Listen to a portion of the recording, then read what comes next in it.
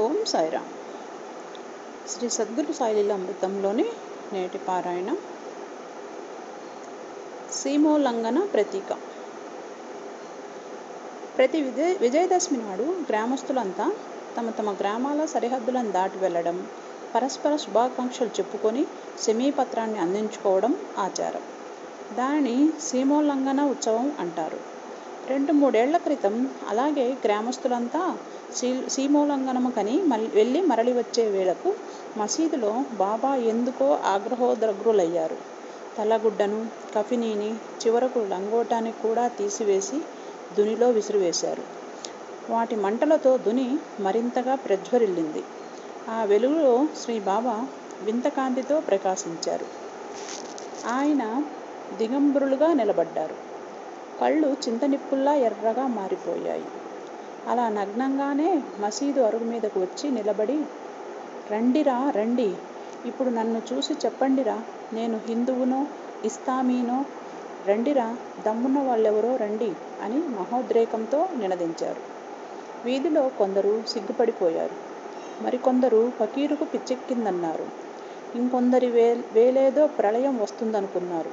కానీ బాగోజీ షిందే అనే భక్తుడు మాత్రం రివ్వున ఒక లంగోటాను పట్టుకెళ్ళి, నేను మీ భక్తుణ్ణి బాబా, భక్తులు తమకు నచ్చినట్లుగా సేవించుకోవచ్చునని నువ్వే వరమిచ్చావు కదా, దయచేసి ఈ లంగోటాను కట్టనీ బాబా అని కోరడంతో అంత ఆవేశంలో కూడా వాగ్దానం తప్పని బాబా అతన్ని మన్నించారు.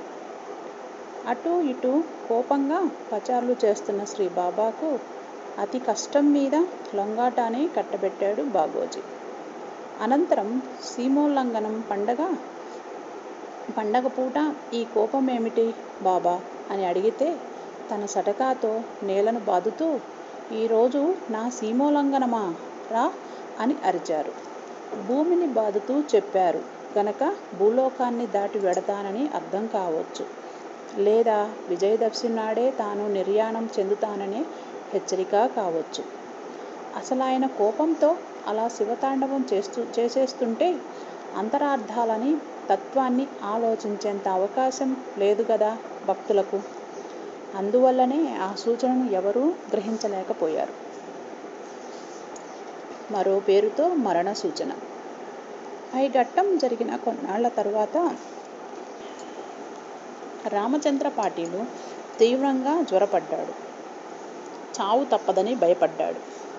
ఒకనాటి రాత్రి శ్రీబాబా అతని తలవైపున నిలబడి కనిపించారు. పాటీల్ ఆయనకు నమస్కరించి, బాబా, బ్రతకనని రూఢి అయిపోయింది. ఏ క్షణాన పోతానోననే భయంతో బ్రతకలేను. దయచేసి ఎప్పుడు చచ్చిపోతానో చెప్పు తండ్రి అని ప్రార్థించాడు. శ్రీ సాయిబాబా అతనికి అభయం ఇచ్చారు. భయపడకు, నీవు చావు చీటిని చింపేశాను. త్వరలోనే ఆరోగ్యవంతుడు అవుతావు. ఇంకా చాలామంది తర్వాతనేలే నువ్వు అని ధైర్యం చెప్పారు. అనంతరం బాబా అదోలా చూస్తూ, తాత్యా గురించే భయంగా ఉంది. 1918 విజయదశమి నాడు అతనికి మారకం ఉంది. ఈ సంగతి వాడికి చెప్పకు.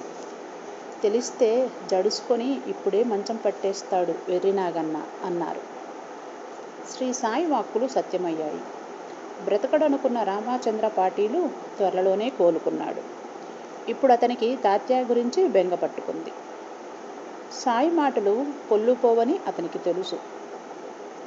పాపం, శ్రీ బాబా తాత్యా పేరు చెప్పటం వలన పాటీలు తాత్యా గురించే తలబోశాడు గాని, ఆ తాత్యా తమకు బహిప్రాణం కావటం వలన తమ ప్రాణ ప్రయాణోత్సవానికే శ్రీబాబా ఆ పేరును సంకేతించారని ఊహించలేకపోయాడు. 80 సంవత్సరాల ప్రాయంతో శ్రీబాబా ఆరముగ్గిన దోసపండు వన్నెలో నిరంతర తపోజాత మహాదగ్నులలో కాలి మెరుగెక్కిన మేలిమి బంగారంలో మెరిసిపోతుండేవారు. అనవతర ఆత్మానుసంధానం వలన, వైరాగ్యం వలన ఏ దౌర్భాగ్య కష్మలము తాకని సురతూర్ణ చంద్రాంబంగా ప్రకాశంతంగా ప్రసన్నంగా ఉండేవారు. వారి పాదాలు బాగా పండిన తమలపాకుల్లా ఉండేవి. ఆ వయసులో కూడా ఆయన తన పనుల కోసం ఎవరి మీద ఆధారపడలేదు. తరచుగా ఆయన సాయి అంటే ఈ 5 మూరల శరీరమే కాదు సుమా, ఈ తోలుబొమ్మ ఇవాళ ఉండవచ్చు, రేపు పడిపోవచ్చు. అయినా సాయి శక్తి మాత్రం భక్తుల్ని అన్ని వేళలా కాపాడుతూనే ఉంటుంది. నా సమాధి కదులుతుంది, నా ఎముకలు మాట్లాడుతాయి, నన్ను నమ్మిన వాళ్ళని నేను సమాధి నుంచే కాపాడుతాను అంటుండేవారు. చేరువైన చెడు కాలం. 1918వ సంవత్సరం ప్రవేశించిన తొలి భాగంలో ప్రతి సంవత్సరము మాదిరిగానే ఉద్దవేస్ బువా, శ్రీమతి చంద్రాబాయి బోర్కర్ వంటి వారు షిరిడి వచ్చారు. శ్రీ బాబా వారిని దీవించి ఊది ప్రసాదాన్నిచ్చి, ఇక నుంచి మీరిలా షిరిడి వచ్చే శ్రమ తప్పుతుందిలేండి అన్నారు. అనంతరం చంద్రాబాయిని ఏదైనా కోరుకోమన్నారు. ఆమె అప్పటికే 40 ఏళ్లు పైబడిపోయాయి. పిల్లలు లేరు. అయినా ఏమీ అడగకుండా నా కోరిక నీకు తెలుసులే సాయి అని ఊరుకుంది. శ్రీ సాయి క్షణం ఆమె కేసి చూసి, సరే నీ కోరిక తీరుస్తానులే అన్నారు. మరికొన్నాళ్ల తర్వాత బడేబాబా కొడుకైన కాసింని మసీదుకు పిలిచి కోడి పలావ్ తినిపించారు. అనంతరం అతనికి కొంత సొమ్మును, ఒక పూలదండను ఇచ్చి ఔరంగాబాద్ వెళ్ళు, అక్కడి ఫకీరు షంషుద్దీన్ మియాకు 250 రూపాయలు ఇచ్చి మౌలు, కవ్వాలి, నియాజ్ జరిపించమను. ఈ దండని బన్నేమియా ఫకీరు మెడలో వెయ్యి. 9వ నెల 9వ రోజున అల్లా వెలిగించిన దీపాన్ని అల్లాయే తీసుకుపోతాడని చెప్పు అని బోధించి పంపించారు. అది 1918 సెప్టెంబర్ 18న ఆయన రవ్వంత జ్వరపడ్డారు. అది మొదలు 4 రోజుల తర్వాత నుండి భిక్షకు వెళ్ళడం కానీ, గ్రామంలోని లెండి వైపు చావడికేసి తిరగటం కానీ మానివేశారు. మసీదులోనే అలా కూర్చొని ఉండేవారు. క్రమంగా బలహీనపడిపోసాగారు. రోజురోజుకి దిగజారిపోతున్న శ్రీబాబా ఆరోగ్యం గురించి ఎందరో ఆందోళన చెందారు. వారి పరామర్శలకు, పలకరింపులకు శ్రీ సాయి నవ్వుకునేవారు. చివరకు ఒక భక్తుడు శ్రీ బాబాని పలకరించి గొల్లున ఏడవసాగాడు. అతన్ని పకపక నవ్వుతూ శ్రీ సాయి ఇలా ప్రబోధించారు. ఎందుకేడుస్తున్నావు? నేను చచ్చిపోతానా? పోనీ నీ కోసం నేను చావనయ్యా, బ్రతికే ఉంటాను. మరి ఉన్నన్ని నాళ్ళు నువ్వుంటావా? ఈ బూటి, ఆ తాత్య, మహల్సా, శ్యామ మీరంతా ఉండగలరా? నన్నుండమని మీరు పోవడం న్యాయమా? పిచ్చివాడా, ఎక్కడికి పోతాను? అక్కడ అల్లా దగ్గర అంతా కలుసుకోవలసిన వాళ్ళమే. చూడు, ఈ శరీరం శాశ్వతం కాదు, మారిపోతూ ఉంటుంది. నేను ఈ షిరిడీ వచ్చినప్పుడు ఈ శరీరం ఇలా ఉంది. అంతకుముందు ఎలా ఉందో తెలుసా? ఇప్పుడెలా అయిపోయిందో చూసావా? పోనీ నేనొచ్చిన కొత్తల్లో ఈ షిరిడీ ఎలా ఉండేది? ఇప్పుడెలా మారిపోయింది? అమాయకుడా, దిగులు మానేయ్. నిత్యం మారిపోతుంటుంది కాబట్టే దీన్ని జగత్తు అన్నారు. మీరు పుట్టినప్పటిలా ఇప్పుడు లేరు. కనీసం చిన్నప్పటిలాగా కూడా లేరు. రేపసలు ఉండనే ఉండరు. మొన్నటిలా నిన్న లేదు, నిన్నటిలా ఇవ్వేళ లేదు, ఇవేళటిలా రేపు ఉండదు. ఇక దుఃఖం ఎందుకు? ఇంకొక విషయం కూడా విను. నేను ఏమీ అవను. ఈ తోలుతిత్తి మాత్రమే పతనమైపోతుంది. పోనెయ్యి. ఇది పోయాక కూడా నేను ఎప్పటిలాగానే మీరు పిలవగానే పలుకుతాను. మీకు ఏ సహాయం కావలసినా అందిస్తాను.